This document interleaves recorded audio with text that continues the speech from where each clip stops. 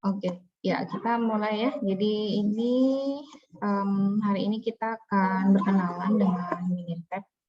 Jadi kemarin sudah saya bagi ya modulnya ya. Ada yang belum dapat kah? Bisa saya unggah lagi ya.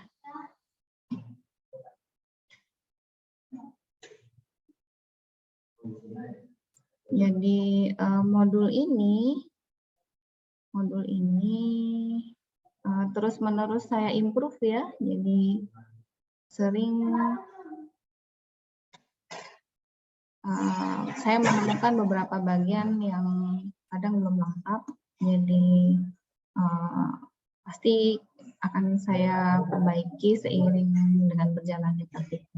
Ya, kemudian saya juga kalau Anda mau, saya juga ada e-book, ya e-book. Tapi e-booknya bukan statistik perminyakan ya, tapi lebih pada statistik industri.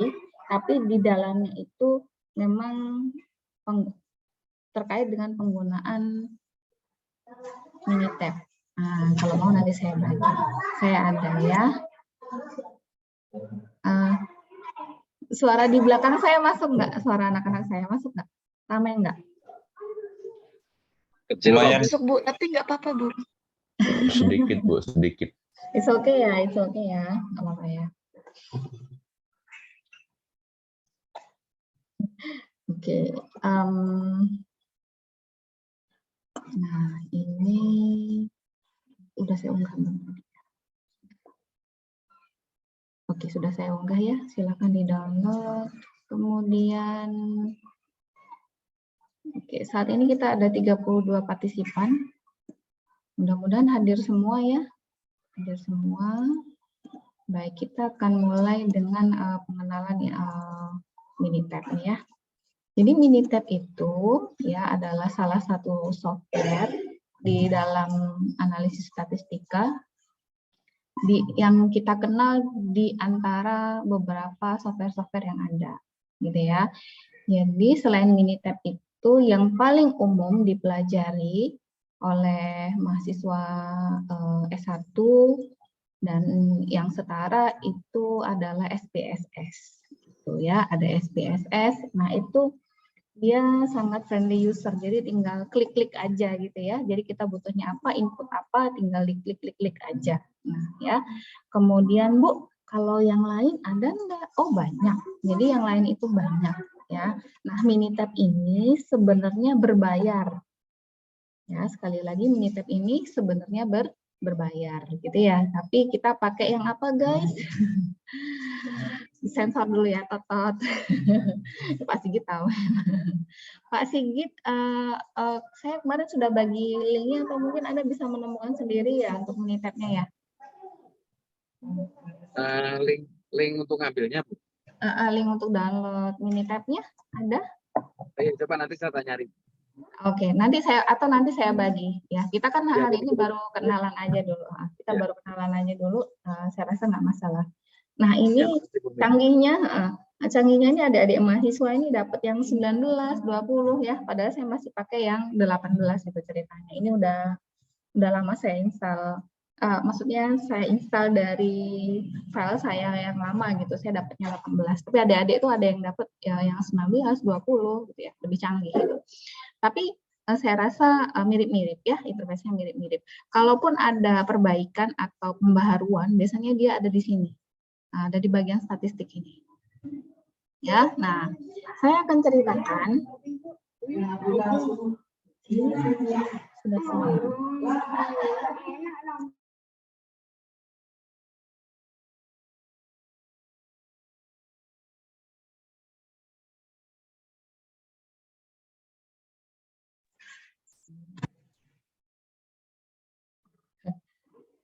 Batuk lagi, kalau ada yang batuk saya grogi lagi. Padahal udah mau selesai isoman ya, nggak apa-apa. Baik, ini adalah tampilan Minitab. Jadi Minitab ini ada dua jendela besar ya. Yang pertama ada jendela session ini, yang saya gerakkan ini jendela session. Kemudian di sini ada jendela worksheet. Ya, Ini bentuknya mirip banget dengan Excel ya. Jadi Anda bisa inputkan data di sini nih. Inputkan data di sini ya. Untuk copy paste via Excel juga mudah, sangat mudah, dan dia sangat apa namanya, apa ya bahasanya ya, lebih tepatnya. Adik ke sana dulu ya sayangnya. Ada bunyi dulu ini. Oh iya, ya. Sangat apa ya bahasanya ya, lebih tepatnya ya, mudah dikenali gitu ya. Saya rasa seperti Excel itu kan kadang bisa kita simpan dia datanya dalam bentuk .csv ya. Nah, .csv juga itu lebih mudah juga menyesuaikan ketika kita buka dia datanya di program-program yang lain gitu.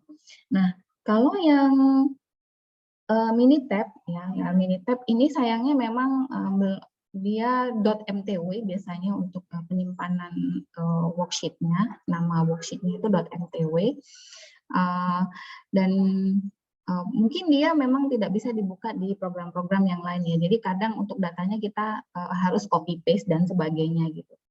Nah, itu adalah apa namanya contoh-contoh untuk software yang berbayar. Ada Minitab, ada SPSS, kemudian ada Listrel, ada SAS. SAS tuh lebih powerful lagi dan memang lebih mahal lagi. Kemudian dan banyak lagi yang lain ya. Kemudian terkait dengan forecasting, yang spesialisasi forecasting itu juga sebenarnya ada banyak di sana, tapi dalam tanda kutip terlalu instan ya menurut saya. Beberapa software itu saya coba ada yang terlalu instan dan kurang educate gitu untuk belajar. Nah, Minitab ini menurut saya sudah sangat-sangat lengkap untuk kita belajar gitu ya. Nah, ada software yang nggak berbayar nggak? Oh ada, yang nggak berbayar itu Anda bisa pakai Python. Udah belajar Python ya? Python itu juga ready kok, apa namanya, support juga untuk analisis statistik dan data science gitu ya, Python atau R, pakai bahasa R. R itu sebenarnya mudah dipelajari bahasanya. Kalau Anda sudah belajar bahasa pemrograman yang lain itu juga sangat mudah dipakai. Oke, saya punya RStudio, ini R. Nah, kalau orang statistik itu dia lebih bersahabat. R ini lebih bersahabat. Dia free, dia gratis, ya, dan update, ya. Yang membuat dia apa namanya kurang support untuk belajar karena memang dia butuh sedikit belajar bahasa pemrograman gitu ya. Tapi nggak complicated. Kecuali Anda mau bikin program sendiri gitu. Jadi biasanya kita hanya pakai library aja, mungkin mirip dengan Python ya, ada library di webnya, kemudian siapa aja juga bisa support untuk bikin package-nya dan library-nya, kemudian kita install di R ini dan bisa kita jalankan gitu. Nah, biasanya si penyumbang ini atau orang-orang yang bersama-sama membangun program ini di website resminya itu, dia juga harus memberikan petunjuk ya, paper dan sebagainya yang support dalam analisis R ini gitu. Nah, ini free dan tampilannya itu lebih, terutama untuk visualisasi yang menurut saya ya lebih bagus sih menurut saya. Kalau Minitab nanti Anda akan lihat tampilannya itu sangat-sangat sederhana. Ya, sangat sederhana, katakanlah hitam putih, oke gitu ya, mungkin belum begitu colorful gitu. Tapi kalau R ini Anda bisa modified, ya, Anda bisa modified, kemudian warna-warninya, kemudian kadang ada interaktifnya, kalau diklik dia akan keluar datanya dan seterusnya gitu ya.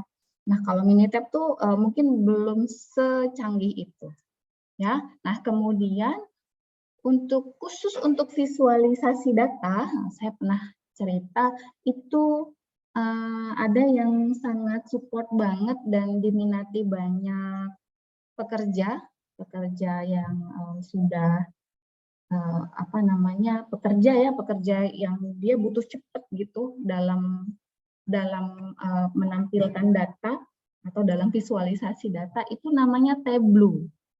Ya, namanya Tableau tulisannya Tableau. Itu juga berbayar, tapi waktu saya nyoba versi trialnya itu memang cepet banget gitu. Jadi kalau kita main klik-klik-klik aja, dia itu langsung mapan dalam bentuk, Anda mau dalam bentuk apa, presentasi atau mau dalam bentuk dokumen dan sebagainya, itu dia ready banget, apa langsung klik-klik-klik, tap gitu, kita mau kasih catatan apa, dia langsung jadi gitu. Jadi dalam waktu sekejap untuk presentasi itu sangat bagus bagi yang sudah terbiasa pakai Tableau. Nah, karena purpose kita atau tujuan kita itu adalah pembelajaran, jadi saya rasa Minitab ini sudah cukup ya, sudah cukup untuk visualisasi, kemudian nanti untuk analisis dan seterusnya. Nah, ini ada dua jendela, jadi ada dua file yang bisa kita simpan di Minitab ini ya. Yang pertama adalah Minitab Project. Minitab Project itu isinya adalah history analisis kita yang ada di session ya, dan juga file worksheet yang ada di sini ya. Jadi worksheet ini bisa nanti lebih dari satu untuk project Minitab projectnya ya. Jadi di sini Anda bisa punya lebih dari satu worksheet, 1, 2, 3 dan boleh seterusnya gitu ya. Nah, untuk lebih fokus, kalau saya pribadi saya lebih suka menyimpan datanya saja. Ya, lebih suka menyimpan datanya saja, dan output di bagian sessionnya biasanya saya copy ke dokumen yaitu Word, kemudian saya simpan dan saya beri keterangan gitu, disesuaikan dengan analisis, biasanya kayak gitu ya. Oke, ada apa saja di sini gitu ya. Jadi di sini di bagian worksheet ini ada sel-sel, ya, ada sel-sel, ada kolom-kolom. Ada kolom-kolom dan kemudian kita bisa kasih nama di bagian baris pertama yang di sini. Kalau kita tidak memberi, nah ini untuk biasanya untuk kasih nama variabelnya ya, akan data 1. Nah ini untuk namanya ya. Kemudian datanya yang di bawah menyesuaikan ya.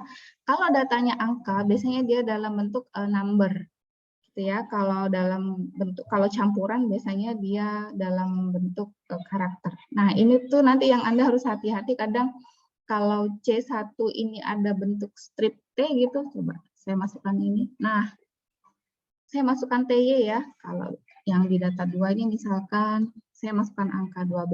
Nah, nanti bedanya ya, 32. Beda ya, yang sini C1 strip T, yang sini C2 aja. Kalau strip T di sini berarti data yang kita inputkan ini teks. Kalau data teks, kita tidak bisa melakukan operasi matematik. Jadi apapun yang kita klik di bagian start ini nanti atau di bagian kalkulator gitu ya, dia nggak akan bisa menganalisis. Jadi meskipun yang Anda inputkan itu adalah angka di sini, tapi di sini strip T, nah ini nanti nggak bisa dianalisis. Nah itu aja sih. Yang ini sering kejadian soalnya, makanya saya sampaikan di depan ya. Ini sering kejadian, Bu, info nggak keluar, Bu. Kenapa, Bu? Oh, ternyata ini ada strip T di sini bentuknya teks. Untuk mengubahnya cukup Anda blok di sini, ya, klik kanan, kemudian Anda bisa di bagian format column. Nah, ini ya, nanti disesuaikan ya.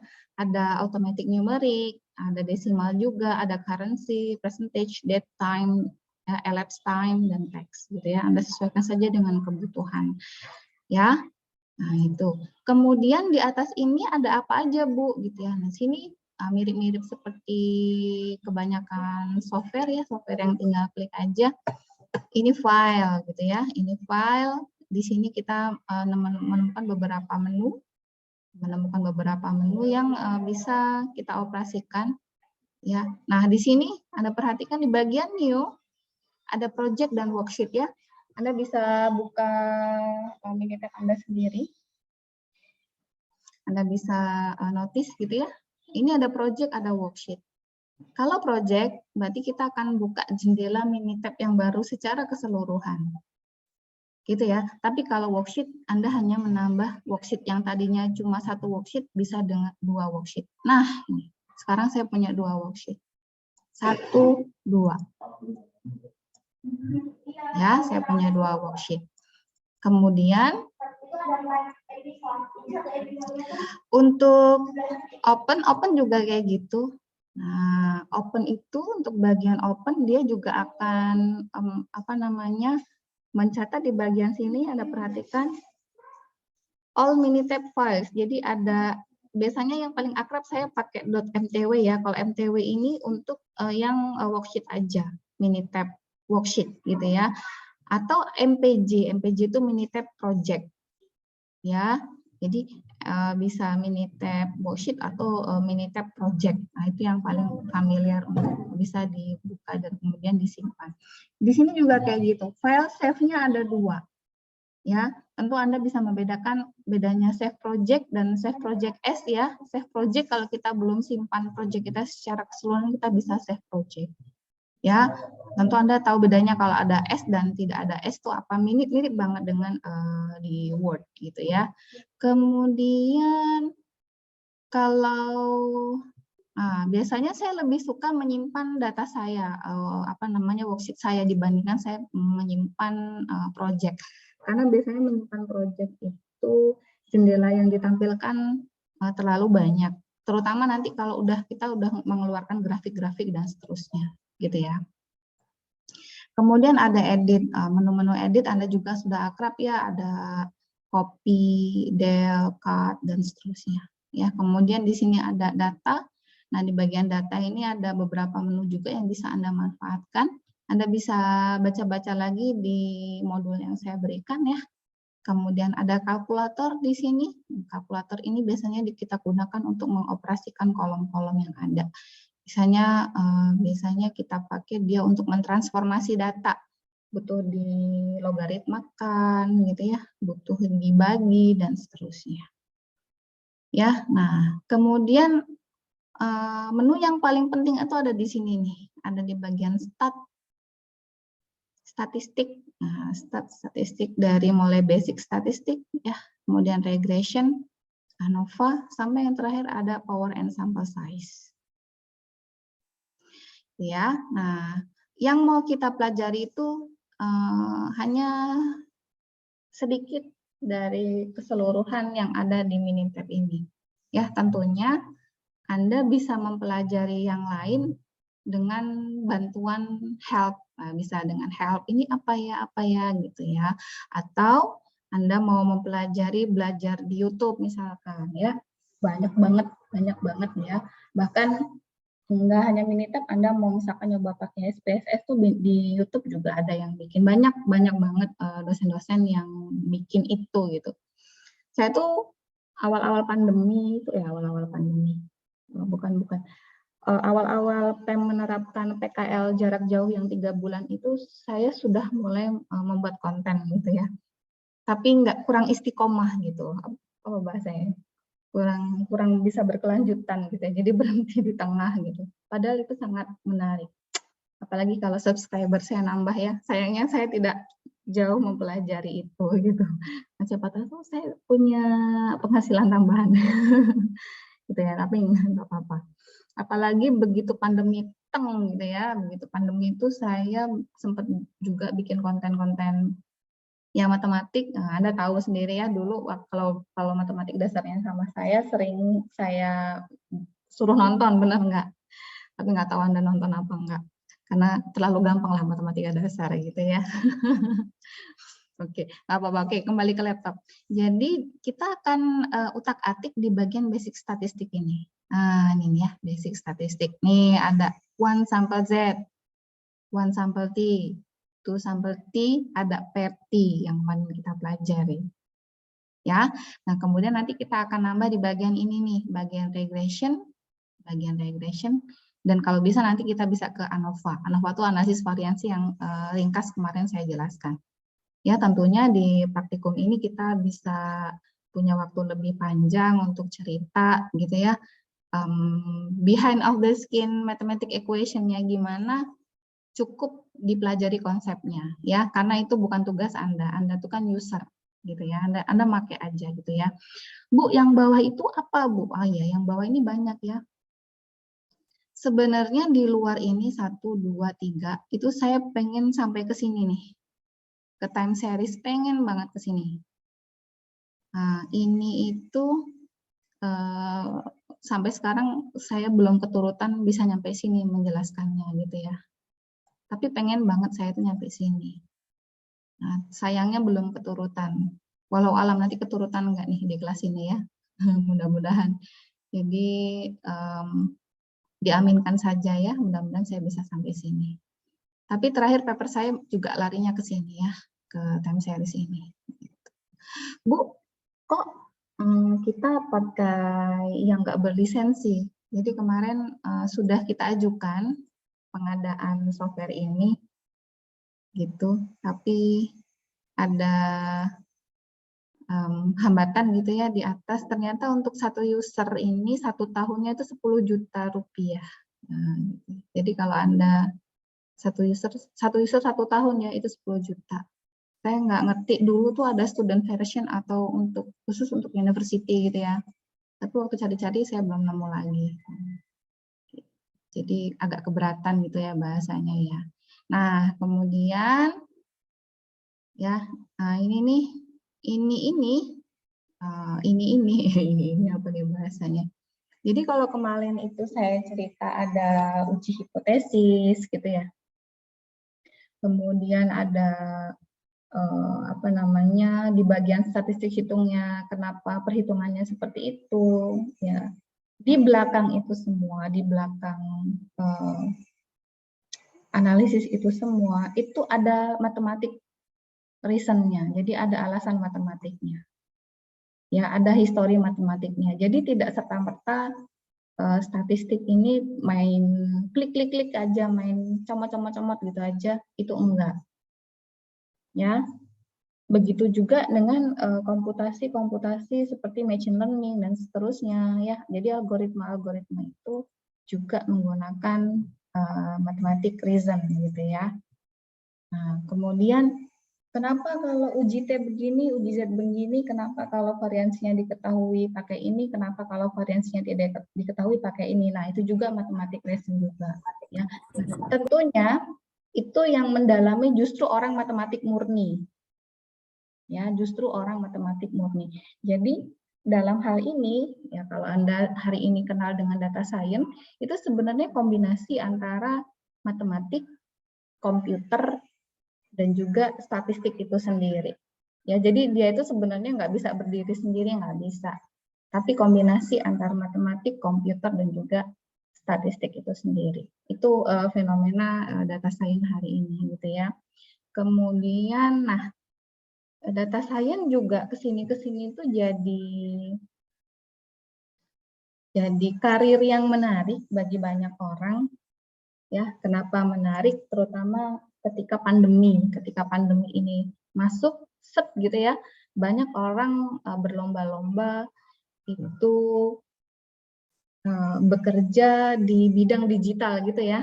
Jadi selain data science, kemudian komputer, bahkan marketing pun kita sudah masuk ke digital marketing dan seterusnya gitu ya. Jadi mainnya tuh di dunia digital gitu ya. Bahkan saya suka banget menyimak apa namanya channelnya Pak Renaldi Kasali ya, kalau Anda ingat ya, Pak Renaldi Kasali itu bercerita banyak sekali orang di Amerika itu yang resign gitu ya, yang resign dari pekerjaan lamanya kemudian dia masuk ke pekerjaan dia yang baru.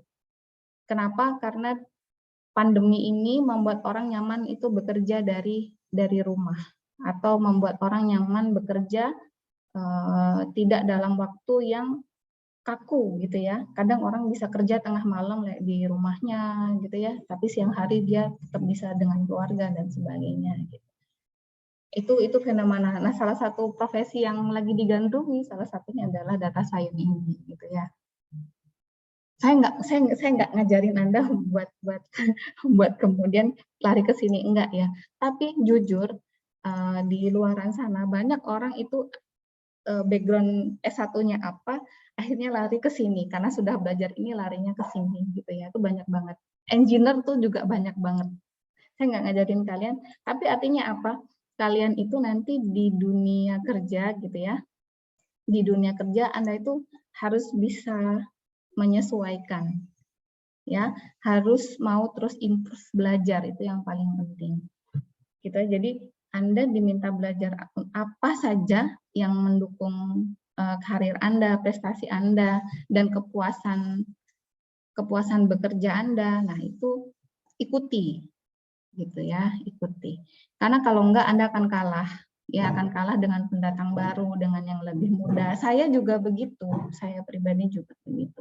Kerasa banget ketinggalan banyak, itu kerasa banget. Ya, kembali ke laptop.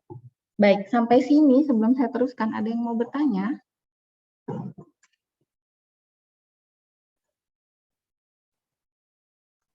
Belum kayaknya, Bu. Belum Ya. mungkin, Bu. Coba kita lihat modulnya, kita bisa apa nih, nah, gitu ya.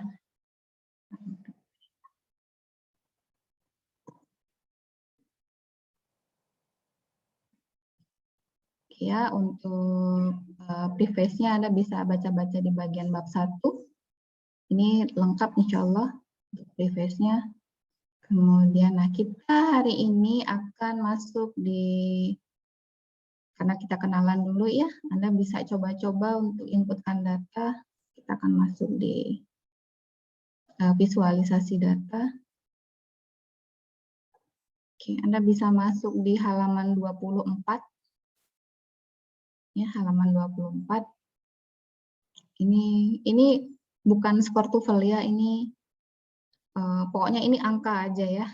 Ini angka random, saya buat ini angka random, sembarang aja. Kita lihat nanti kita bisa apa dengan ini. Nah, ini tolong Anda inputkan di Minitab dalam satu kolom. Ya, dalam satu kolom. Jadi 15, 17 sampai dengan yang terakhir 16,3 yang ada di sini, inputkan dalam satu kolom yang ini nih. Nah, di sini Anda inputkan sini nih. Ya, kita akan lihat kita bisa apa dengan data ini gitu ya. Boleh pakai bantuan copy paste dan seterusnya mungkin. Nah, ini ya.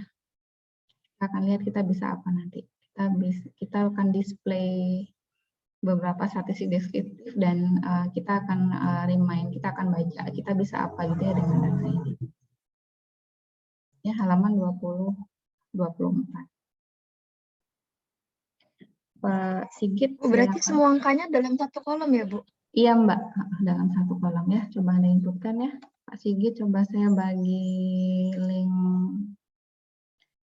Saya bagikan link Minitab-nya. Saya kirim yang dari anak-anak aja ya, dari Mas Aslan.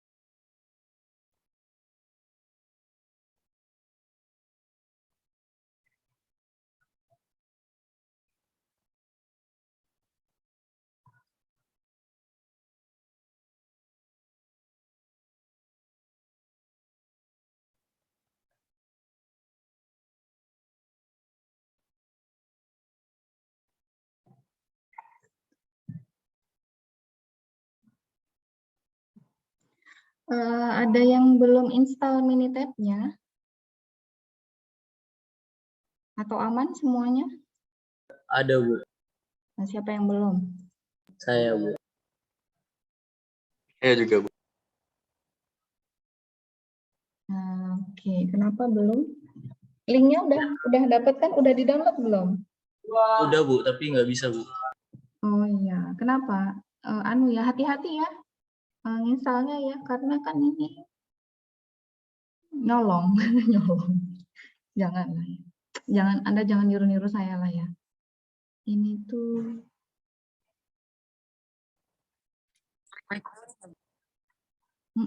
installnya hati-hati ya. Udah install yang nomor yang keberapa, Mas? Udah nyoba yang Minitab berapa? Yang Ibu kirim kemarin, Bu. 19. Oh yang loh, Aslan belum, Aslan. Belum Bu, soalnya nggak support kayaknya Bu laptopnya. Tapi yang 19 bisa nggak yang punyamu sendiri, yang kemarin kamu kirim ke saya? Itu punya Gunawan Bu, nggak bisa Nggak. juga. Nggak bisa. Gunawan, kamu tanggung jawab. Mana Gunawan? Gun. Bisa, Bu. Oh, Gunawan bisa loh. Mungkin komputernya ya, laptopnya nggak Iya support. Bu, laptopnya nggak mendukung kayak Bu. Oke, coba saya kasih alternatif ya. Saya carikan punya saya.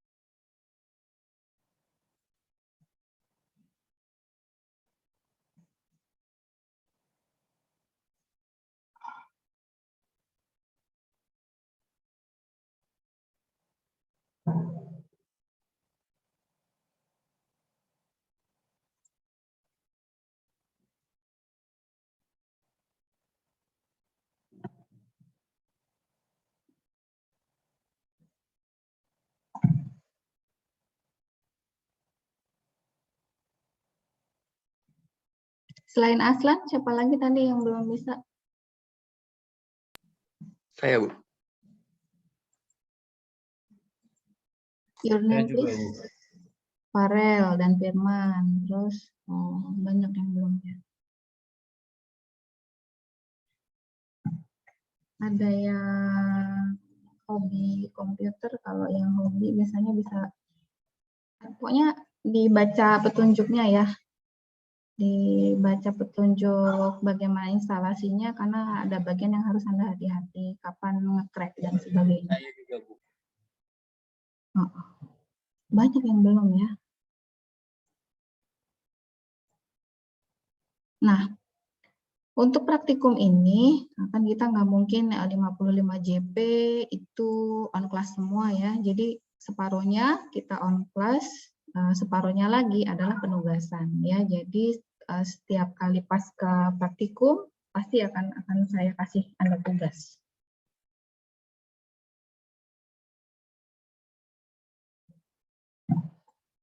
Ini linknya sudah saya bagi ya Aslannya. Mudah-mudahan bisa di-download.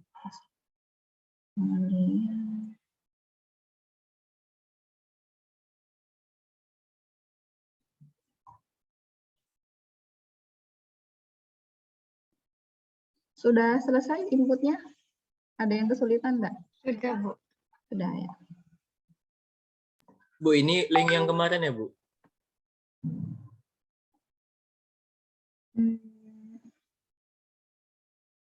Kemarin saya bagi ini ya, 18, yang 18 juga. Iya Bu. Nggak bisa, kamu nggak bisa pakai yang 18. Kalau saya nggak bisa Bu, yang lain nggak tahu. Kemarin kayaknya Kelvin bagi saya yang 20 deh. Coba Kelvin, halo. Sudah saya bagi, Bu. Tuh udah saya kirim ke Aslan, Bu. Coba cek, Nah, Aslan. cek Aslan Tuh, 20. tuh Bisa tinggal, nggak? tinggal, tinggal install sih, Bu. Oh, Udah tinggal. di-crack langsung. Oh gitu, mantap lah. Udah nyoba yang 20, Aslan? Belum, Bu. Ini mau nyoba. Oke ya. Coba ya.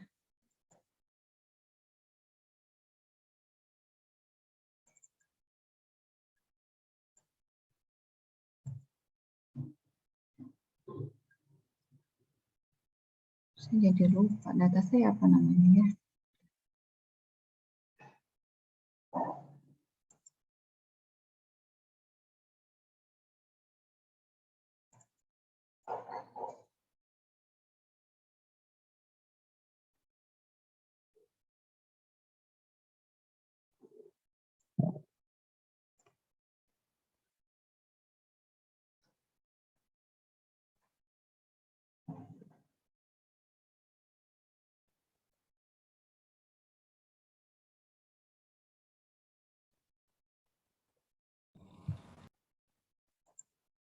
Oke.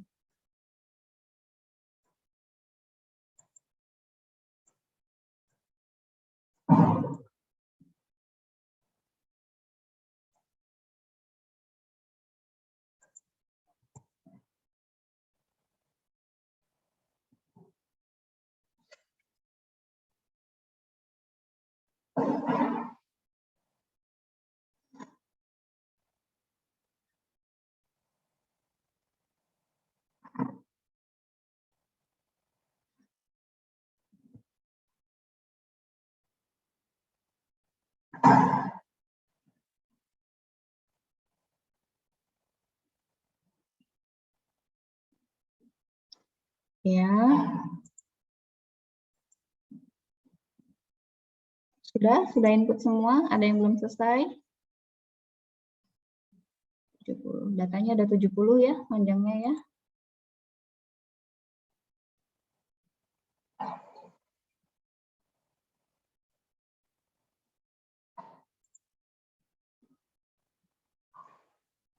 Ya, kita lihat sudah semua.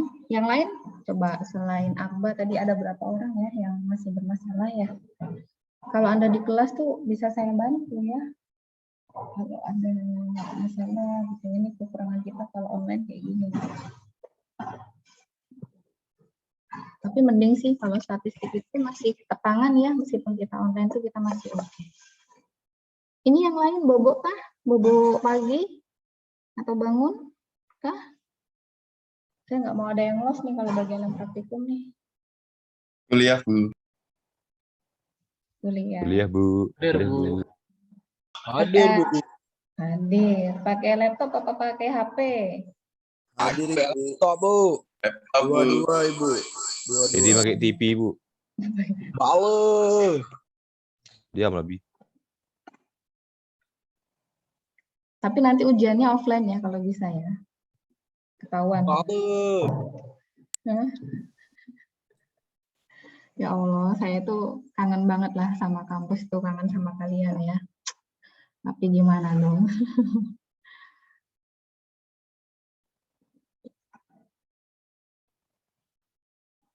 Ini sudah kita input ya. Coba kita masuk di ada tadi yang ini ya di bagian graph ya. Ini tadi yang belum saya jelaskan ya. Di graph ini adalah apa menu-menu grafik yang bisa kita pakai ya di sini ya. Nah, tapi di sini nih di Minitab 18 saya belum menemukan grafik yang bisa interaktif. Ya, bisa live gitu.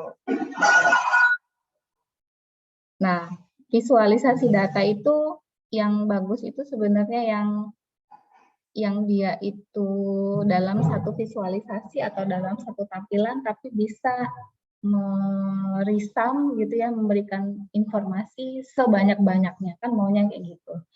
Nah, kadang kan Anda pernah mendengar ya gambar itu atau foto itu kan gitu ya, gambar atau foto itu atau sebuah visualisasi itu berbicara lebih banyak daripada kata-kata gitu ya. Ada ya, pernah dengar sama ya. sama di data di analisis data itu juga kayak gitu. Jadi sering yang namanya visualisasi data itu dia sudah menceritakan banyak hal gitu. Pengennya tuh begitu ya. Kemudian nah visualisasi data itu biasanya di masing-masing sub apa ya kalau saya bilang ya, keilmuan gitu ya, itu beda-beda. Contohnya kalau orang geografi itu dia lebih akrab dengan data spasial gitu ya, meskipun tidak harus orang geografi gitu ya. Misalkan orang yang kerjanya orang BPS, orang apa itu mereka pasti akrab banget dengan yang namanya data spasial. Orang Berkaitan geologi dengan pembumian, Bu. Ya. kenapa? Semua yang berkaitan dengan pembumian geospasial. Oh iya. Termasuk pakai BPN itu juga sama geospasial. Betul, BPN. Produksi juga gitu ya, saya rasa ya, apalagi anak-anak produksi. Pemetaan geodesi, Betul. BPN. Betul banget. Itu data spasial itu pasti akrab banget. Nah, terakhir itu saya mencoba ke sana gitu ya, mencoba join ke sana gitu ya. Dan ternyata sudah ada yang namanya visualisasi data itu beneran secara live. Jadi selain dengan warna-warni gitu ya, jadi misalkan kita berbicara terkait dengan kepadatan penduduk gitu ya, atau kalau orang BPN itu misalkan terkait dengan harga tanah gitu ya, kalau yang dekat kota harganya mahal, itu warnanya biasanya lebih pekat gitu. Kalau di pinggir kota dia warnanya lebih soft gitu ya, atau cenderung lebih ke putih gitu dan seterusnya. Nah, atau misalkan anak produksi itu juga jauh lebih akrab sebenarnya dengan data spasial ya, misalkan terkait dengan kontur atau potensi minyak gitu ya, minyak bawah tanah gitu kan ya, bagian mana yang pekat, warna yang lebih pekat, biasanya di sana itu yang lebih banyak kandungannya ya. Kemudian kalau diklik gitu, itu muncul angkanya itu berapa, misalkan potensinya. Biasa secara live tuh kayak gitu ya. Kemudian Kalau di sesmi banyak untuk pemetaan seismik itu Bu, anti-clean, Bu. apa? Untuk pemetaan anti-clean-nya, jadi bukan langsung ke jumlah cadangan crude, nggak bisa kalau pakai itu hanya untuk mendeteksi anti-clean.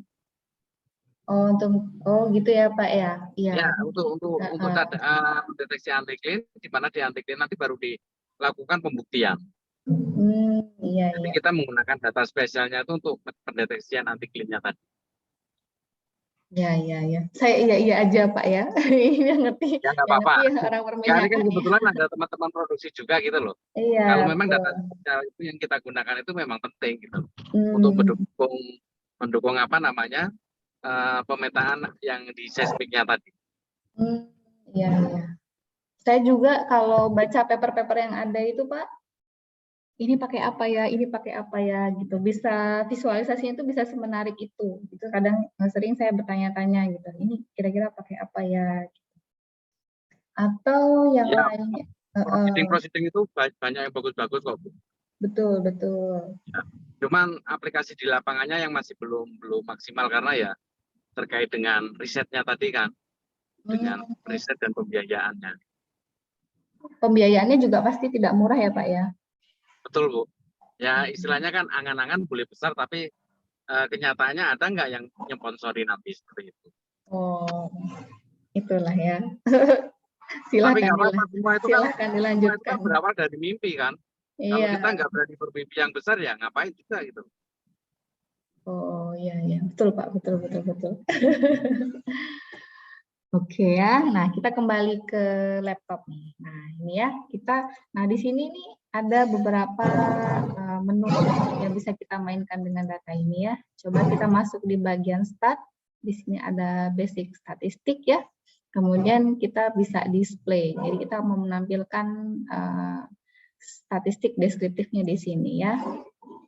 Nah, variabelnya kita masukkan di data C1 tadi ya, data tuple tadi. Nah, kalau di sini ada by variable, ya by variable karena kita datanya di sini hanya punya satu kolom, ya maka dikosongkan saja. Ya Bu, yang by variable ini yang bagaimana? By variable itu misalkan kita di C2 ini ada kelas-kelas, ya misalkan ada nomor 1 misalkan sampai dengan nomor 35 itu data dari kelas 2A misalkan. Kemudian 36 sampai dengan 70 itu adalah data dari kelas B. Nah, itu bisa kita masukkan di sini by variable. Jadi nanti dia statistik deskriptifnya itu adalah kelas A-nya sendiri, kelas B-nya sendiri, gitu ya. Nah, karena kita hanya cuma punya satu, kita masukin aja sini ya. Nah, ini gampang banget, gampang banget. Anda kalau sudah familiar dengan tampilannya ini, Anda bisa pakai analisis apapun yang ada di sini ya. Kemudian kita bisa klik statistik. Nah, banyak ya, ini ya, apa namanya, statistik-statistik yang bisa kita tampilkan dari sini. Ada min apa min? Rata-rata ya. Kemudian standar of mean.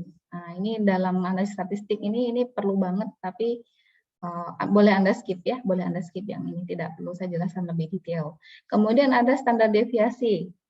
Ya, kemarin kita bahas ya. Kemudian ada variansi. Varians atau variansi gitu ya. Kemudian ada sum. Ada trim min itu apa lagi ya? Boleh Anda skip ya. Kemudian di sini ada sum berarti jumlahan data pertama sampai dengan data terakhir ya. Kemudian kalau minimum apa minimum? Minimum berarti yang paling kecil, Bu. Kecil ya. Maksimum? Maksimum paling besar. Besar. Kalau range? Kalau range rata nggak sih, Bu? Selisih, Bu. Oh, selisih. Rata-rata yang min ya, Mas ya. Min rata-rata.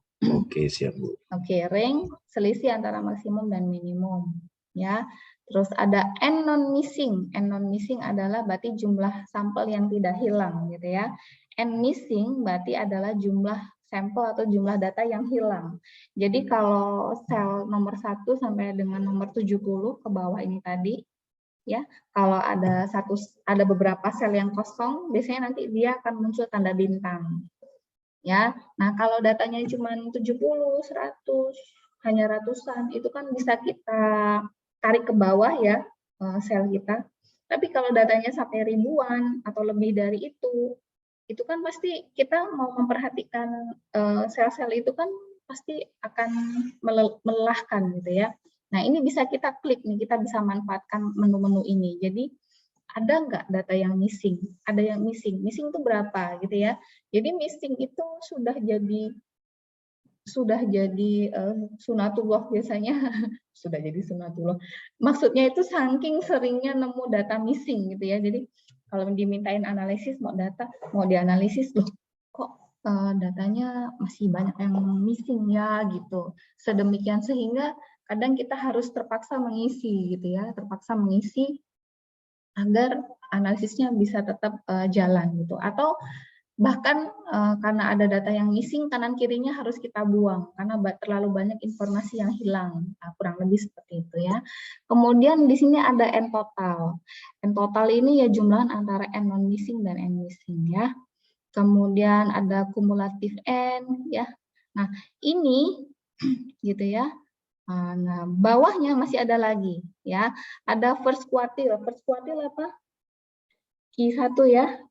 Masih ingat ya, saya pernah nampilkan sebuah box plot gitu. Di sana ada Q1, Q2 dan Q3 gitu ya. First quartile berarti kuartil 1 atau Q1. Ya, kemudian ada median. Median apa median ini? Q2 ya. Kemudian third quartile atau kuartil ketiga. Interquartile range berarti apa ini?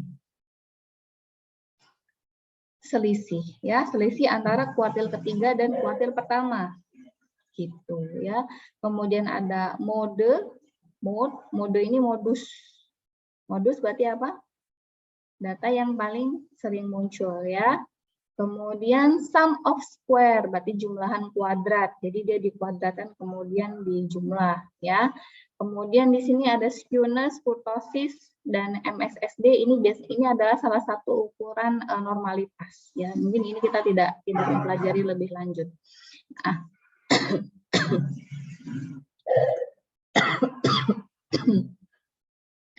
Jadi Minitab itu dia menyediakan banyak menu. Anda letakkan data di situ, Anda klik-klik aja dia nongol gitu ya. Muncul ya. Contohnya yang ini nih, udah kita klik-klik aja ini, interquartile range, modusnya gitu ya. Kemudian kita oke-kan. Kalau udah oke, Anda bisa manfaatkan menu graph juga di sini. Nah, ini adalah grafik-grafik yang sering kita butuhkan nih. Grafik-grafik yang dia tuh bentuknya sederhana tapi sering kita butuhkan ya. Coba kita klik empat-empatnya boleh ya? Boleh. 1, 2, 3, 4. Nanti kita lihat bedanya sama yang ini apa. Nah, ini ya. Muncul jendela grafik ya, ada 4 tadi yang kita lihat nih. 1, 2, 3, 4. Nah, nanti saya jelaskan gambarnya ini. Nah, di bagian session muncul, punya Anda sudah muncul belum? Ibu punya saya nggak bisa muncul grafiknya, Bu. Oh iya, Sama, Bu. kasihan. Udah diklik tadi grafiknya, Mbak. Coba. Start, basic statistik. Udah, Bu, udah ikut prosedur. Udah ikut prosedur. Coba saya stop share. Nah, silakan Mbak share screen. Coba saya bantu ya. Share screen aja. Izin share screen ya, Bu. Iya, boleh.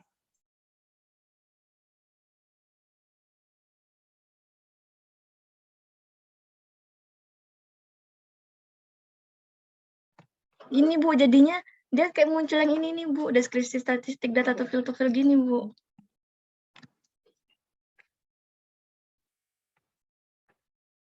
Ya gimana, Bu?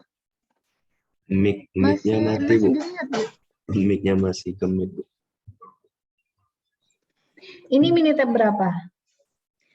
Ini berapa ya, Bu? Yang nggak ada tulisannya, Bu. Bentar, Bu. Tanya temen dulu. Ini 20 kayak Bu, atau 21 Bu. Gini Bu, ada Oke, navigatornya.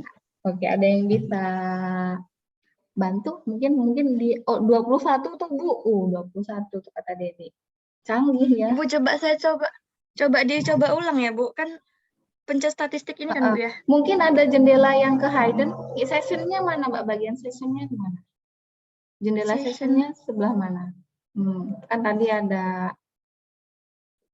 Coba klik di navigator. Oh ya Allah. Ada, Bu. Ada ya. Kok bisa sih canggih? Mau dong saya Minitab 21-nya. Bagi ke saya nanti ya. Ntar dulu, ntar dulu, keluarin lagi Mbak. Coba saya lihat. Ntar dulu. Lagi Mbak, saya screen lagi Mbak. Parah nih Rafiska katanya. Yang ini lebih bagus ya menurut saya. Kenapa? Coba Anda perhatikan bedanya tadi punya saya sama punyanya Mbak siapa ini? Rafiska. Ya, punya Mbak Rafiska. Itu punya Rafiska nongol di bagian sessionnya ya. Benar nggak tuh? Nongol ya? Iya, benar, Bu, di bagian sessionnya. Kalau punya saya itu satu grafik satu jendela yang Minitab 18 ya. Tuh tadi ada yang bilang, Dad kasih yang 22. Oh, boleh deh. Mau udah saya 22 ya. Mana Dad? Tanggung jawab Dedi. Tanggung jawab lu Dad. Ya Dad ya. Bu. Oh, Iya, Bu, hadir, Bu. Kamu punya yang paling tinggi nomor berapa Dad? Minitab berapa Dad? 25 katanya Bu, 25 Bu. 25. Oh, kamu download dari webnya siapa tuh? Ngeri banget tuh. Paling udah pakai bahasa alien ya. Dedi hacker Bu. Oh, hacker dia. Ngeri takut saya. Oke ya. Oke, makasih Mbak Rafiska. Makasih ya, Bu. Maaf ya, Bu. Nggak apa-apa, it's okay. Dengan senang hati. Ya, ini saya zoom ya. Muncul ya angkanya ya. Ini tadi adalah angka-angka statistik yang sudah kita cek. Tadi beberapa kita cek. Nah, ini dia tadi informasi terkait total count. Total count berarti total data ya. Total datanya ada 70, yang terisi 70. Kemudian ini ada N bintang. N bintang ini tadi yang N missing. Kalau 0 berarti semua datanya terisi ya. Terisi ya. Kemudian ini rata-rata minnya, ini standar error of minnya, ini standar deviasinya, ini variansinya, dan seterusnya. Oke, Anda bisa notice, ini ada key 1, ya, kemudian ada key 2 atau median, ada key 3, ada maksimum, minimumnya ada di sini, ini minimumnya ada di sini, maksimumnya di sini. Ya, ini ada ring-nya, ring adalah selisih antara maksimum dan minimum. Kemudian IQR itu adalah interquartile range, berarti selisih antara Q3 dan Q1. Ya, kemudian ada modus, saya nggak tahu kok modusnya dia munculkan 17,1 ya, mungkin 17,1-nya dia ada lebih dari 1 ya. Tapi kalau modus, kalau datanya adalah data kuantitatif, sometimes atau seringnya dia kurang useful ya informasinya ya. Gitu. Ini apa ya? Ini apa ya? N4 mode. Oh, banyaknya mode. Jadi 17,1 ini ada 6. Ya. Jadi intinya adalah Minitab itu mau Anda kasih angka berapapun, Anda operasikan apapun yang ada di sini, dia akan memberikan hasil dari perintah kita, gitu ya. Nah, tapi kita harus hati-hati dalam analisisnya, gitu ya. Kita harus bisa mengarahkan data kita ini mau kemana, gitu ya. Kemudian, nah sekarang kita masuk ke jendela grafiknya tadi.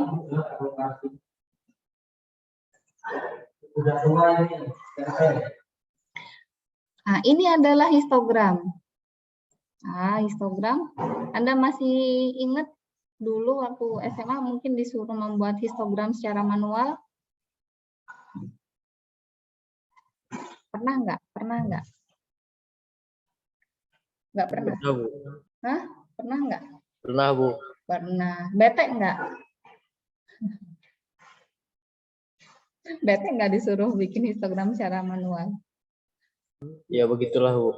Ya begitulah. Ya, jadi kita harus membagi jumlah kelasnya ada berapa, gitu ya. Panjang kelasnya ada berapa, ya. Kemudian membuat grafiknya yang ada di buku, gitu ya. Nah, ini sebenarnya caranya sama, gitu ya. Hanya saja mungkin karena sudah diprogramkan di komputer, jadi kita lebih mudah, ya. Nah, kemudian ada dua nih, ada histogram saja dan ada juga histogram with normal curve. Nah, ini bedanya apa? Kanan dan kiri bedanya apa? Kalau yang kanan ini nggak ada merah-merahnya, gitu ya. Yang kanan nggak ada merah-merahnya, yang kiri ada merah-merahnya, Bu. Betul, Bang. Betul. Nah, yang merah-merah ini namanya kurva normal. Ya, yang merah-merah ini namanya kurva normal. Jadi, kebetulan data kita itu cuma 70. Ya, kebetulan data kita itu adalah 70. Kalau data kita itu ada 100, atau lebih banyak lagi, ada 1000, 10.000, atau lebih besar lagi daripada itu nanti jumlah kelasnya itu akan semakin banyak. Bu, kelas itu yang mana, Bu? Yang kotak-kotak ini loh sayang. Nih ya, ini kotak-kotak ini. Set, ya. Jadi satu batang ini satu kelas nih. Jadi kelas-kelasnya nanti akan semakin banyak, ya. Anda bayangkan, ya, kalau dalam matematik konsepnya kalau dia sampai ke tak berhingga, jumlah populasinya itu sampai dengan tak berhingga, maka ini nanti panjang kelasnya itu dia akan mendekati 0. Akan mendekati 0, dan kalau dari kejauhan gitu ya, semakin rapat dia akan membentuk kurva normal seperti ini. Nah, itulah kenapa populasinya kita sebut sebagai populasi normal. Gitu ya. Nah, kaidah gitu ya, kaidah dalam analisis statistik di kelas kita nih yang lagi kita pelajari nih, karena kita menggunakan metode yang parametrik, Itu tuntutannya data kita itu harus berdistribusi normal. Ya, oleh sebab itu sebelum kita masuk ke analisis uji hipotesis dan sebagainya, itu idealnya itu kita cek dulu apakah data kita itu mengikuti distribusi normal atau enggak. Gitu ya. Nah, kalau dulu Anda pasti diminta untuk membuat yang namanya poligon. Poligon tuh kayak gini. Masih ingat mungkin ada ya poligon. Poligon itu. Nah, jadi misalkan tengah-tengahnya ini nih. Nah, tengah-tengahnya ini gitu ya. Yang sebelah kanan nih, kita hubungkan gitu ya. Kita hubungkan dalam satu garis. Jadi tengah-tengahnya ini kita notice kayak gini nih. Kemudian dihubungkan dengan garis gini. Masih ingat ya? Nah, kalau kayak gini, nah gini ya. Kemarin tuh pentablet saya oke, ini error lagi, whatever lah ya. Nah, kalau yang ini kita sebut dia dengan poligon. Ya, ini kalau kita lihat poligonnya yang ada di sebelah kanan tuh, gitu ya, itu nggak sesemut atau tidak selembut gitu ya, tidak sesemut, tidak sehalus yang ada di sebelah kiri nih, gitu ya. Nah, tetapi kalau populasi atau data populasi yang kita inputkan di sini, datanya itu mendekati tahingga gitu ya, menuju tahingga, maka nanti dia akan membentuk kurva yang seperti ini. Nah, kalau kayak gitu sudah jelas-jelas populasinya itu adalah populasi yang berdistribusi normal, gitu ya. Jadi konsep distribusi mungkin dalam hal ini tidak saya jelaskan lebih jauh, tapi kurang lebih seperti itu ya. Jadi ada distribusi normal, ada distribusi student T, dan banyak lagi nama distribusi-distribusi yang lain gitu ya. Kalau di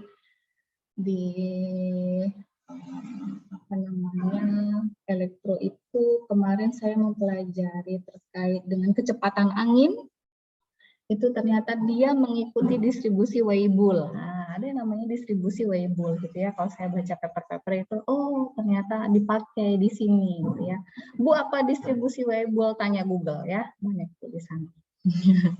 Banyak, ada Poisson gitu ya. Kemudian yang lebih sederhana untuk yang discrete ada binomial, ada Bernoulli dan sebagainya. Nah, ini jadi distribusi normal tuh hanya salah satu dibandingkan dengan yang lain. Tetapi untuk data-data kuantitatif ya, itu yang paling akrab itu adalah distribusi normal. Gitu.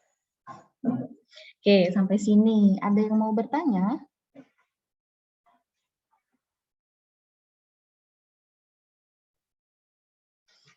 Tidak ada? Aman ya berarti ya? Oke, kalau aman, coba.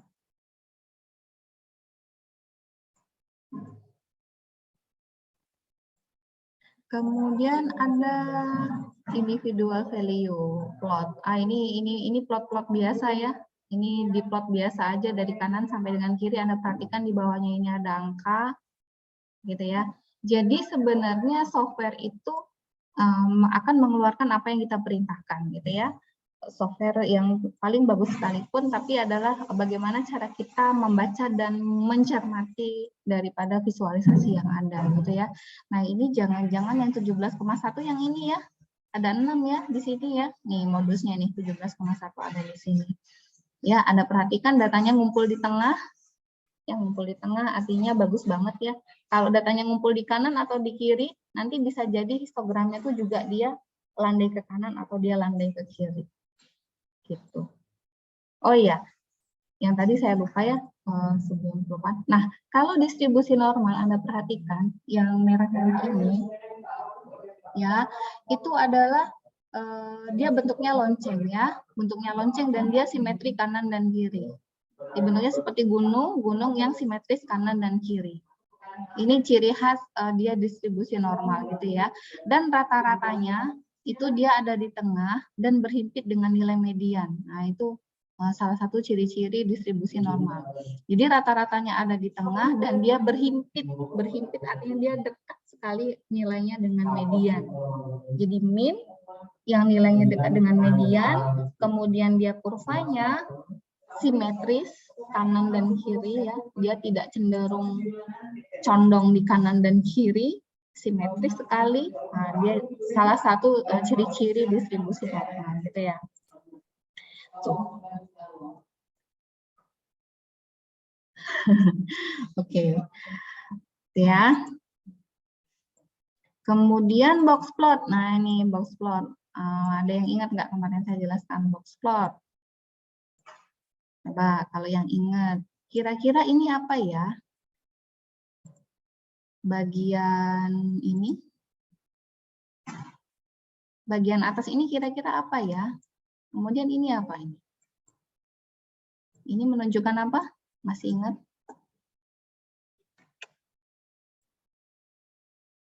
Biar tahu nanti ini apa, ini apa. Nah, ini apa? Ada yang masih ingat nggak? Minitab mah keluarin aja ya, tapi kita yang harus bisa baca. Yang tengah aja deh, pasti Anda ingat. Yang tengah ini apa nih kira-kira? Median. Median. Median atau Q2 ya. Nah, ini median. Atau Q2. Nih, dekat-dekat sini nih angkanya nih. Nih ya, segini ya. Dekat-dekat 17 nih. Aduh, baterai saya habis. Kemudian yang bawah ini apa ini kira-kira? Kalau yang bawah, bawahnya median berarti ada Q3. bawahnya lebih Q1. kecil. Satu. Q1. Iya. Berarti atasnya Q3. Q3. Ya. Nah, kemudian ini apa ini? Maksimum. Oh ya, maksimum ya. Ini maksimum. Yang ini apa? Minimum. Ya. Nah, ini sepertinya ada miss ya, ada miss di bagian box plot yang ini nih. Beberapa box plot mungkin yang lain tidak menunjukkan maksimum dan minimum ya. Kalau Anda perhatikan, saya pernah menunjukkan box plot di slide saya yang lama, Anda bisa cek slide pertama yang saya bagi. Itu kita bisa identifikasi di sana itu ada outlier atau tidak. Gitu ya. Biasanya di sini tuh dia menunjukkan panjang antara 1,5 kali antara median dan Q1. Jadi di sini kalau kita ada panjangnya jarak antara median Q2 min Q1, jadi misalkan kita lambangkan dia dengan lambda begitu, maka yang di sini itu seharusnya adalah 1,5 kali lambda. Gitu ya, harusnya begitu. Dan di luar 1,5 kali lambda itu dia masuk kategori outlier gitu ya. Jadi kalau ada yang di luar ini, kalau ada bintang-bintang, biasanya bentuknya bintang-bintang gitu ya, kita sebut dia dengan outlier atau pencilan ya. Saya juga pernah cerita bagaimana cara kita memperlakukan outlier. Kalau datanya adalah data univariat, data univariat itu berarti dia variabelnya cuma satu. Contohnya yang sekarang kita kerjakan ini. Ya, itu biasanya bisa kita tarik ke tengah atau kita buang gitu ya. Tapi kalau datanya multivariat tentu perlu pertimbangan terhadap variabel-variabel yang lain. Baik, sampai sini ada pertanyaan? Sambil saya benahi bentar ya, saya charging bentar.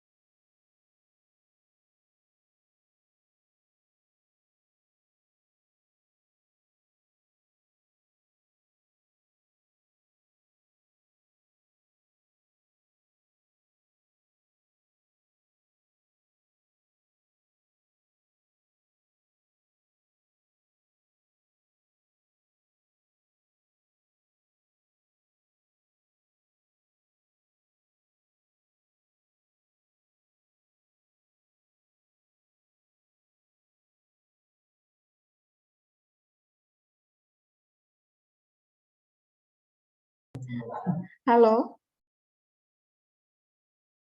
Ya, aman ya? Permisi Bu, Ya, silahkan. saya boleh tanya nggak Bu? Nggak boleh. Aduh. Boleh, boleh. Oh boleh Bu. Kenapa grafik saya nggak sebagus punya Ibu ya? Aduh, ya Allah, mungkin karena saya oh ya. Coba ya, bentar. Saya snip bentar ya, saya snip bentar.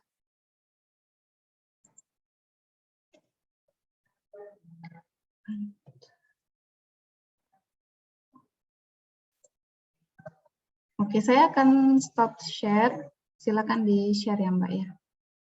Oke, silakan.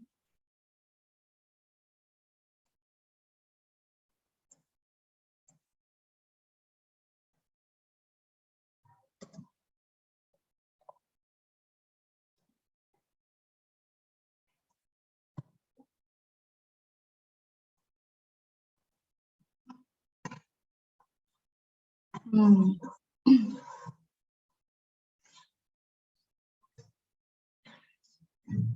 Hmm.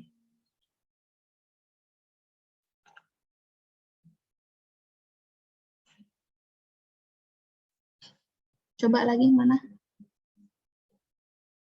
Nah ini Bu, tadi grafiknya nggak sebagus punya Bu Umi atau punya Rafiska gitu. Coba masuk di start lagi. Start. Basic statistik. Oke. Histogramnya nggak jadi ya. Nah, by variabelnya nggak usah, Mbak. Maaf. Kick grab-nya coba. Oke. Oke lagi. Yang lain ada yang sama? Ada yang sama keluarannya kayak gini? Coba lagi Mbak, masuk lagi Mbak. Start. Izin Bu, itu mungkin dia nyentang yang individual value spotnya itu jadi satu-satu muncul. Oh iya. Bagian grab-nya ya, coba klik Dia bagian di grab Bu. Di grab. Individual value plot. Harusnya enggak juga loh. Coba. Coba jadi centang. Jadi rusuh. Jadi rusuh. Ganti di slide paling bawah tuh, biasanya update di paling bawah. Di kiri, navigator paling bawah. Paling bawah, klik. Tuh. Masih. Berarti kalau yang saya sih, saya cuma centang 2 Bu. Yang apa? Coba lagi. Yang paling atas itu enggak sama yang di yang ketiganya tadi tuh, emang enggak. Yang cuma yang kedua sama yang keempat. Coba masuk lagi Mbak, start lagi Mbak, start. Basic statistik. Display. Grab. Punya Dik sama? Saya nggak pakai yang histogram Bu. Terus pakai yang mana?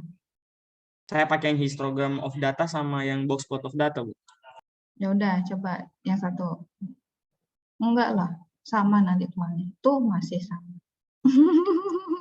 Dik, kamu pakai Minitab berapa?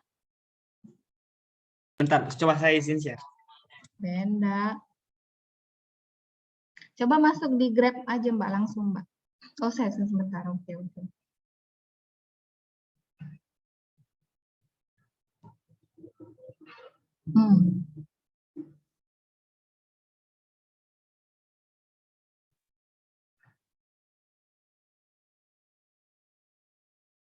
Ya tapi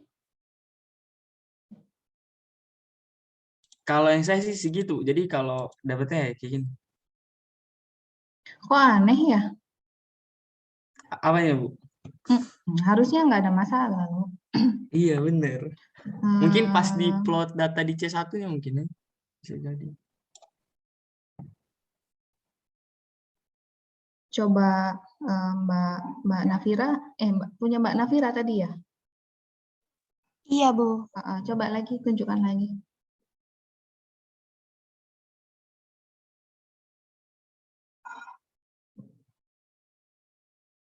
Bentar.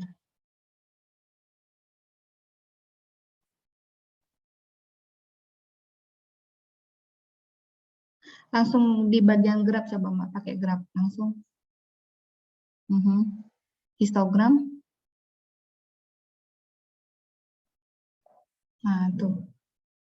Coba yang atas aja. Yang dua, atau bisa dua-duanya nggak? Yang with fit. Oke. Salah satu aja. Oke, simple, oke.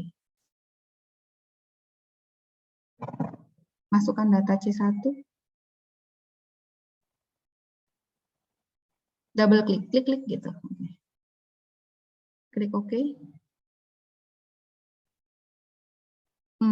Ada yang salah. Coba lagi, masuk graf lagi. Oke. Klik oke. Oke, stop. Masuk di scale.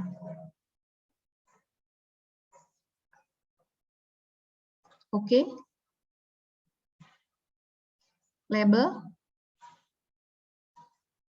Oke. Data option.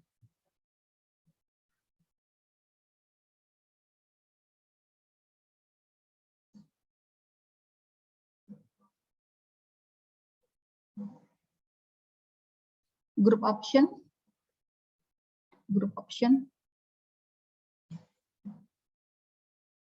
Oke, ada masalah di mana ya?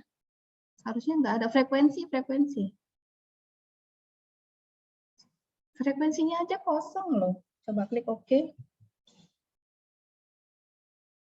Mungkin kesalahan waktu paste. Oke. Oke lagi. Ibu, mungkin nanti saya tanya ke teman-teman aja, boleh juga Bu? Boleh didandanin teman-teman nanti ya. Oke, makasih ya Bu. Maaf ya Bu. Nggak apa-apa, Soalnya nggak apa-apa. takutnya Saya juga penasaran. Oke. Ya, nanti minta tolong Dik atau Gunawan atau yang lain. Oke ya. Oke, nanti mungkin ada yang apa yang diklik gitu ya, yang harusnya tidak kita klik gitu dan seterusnya. Oke, itu ada lagi yang mau bertanya?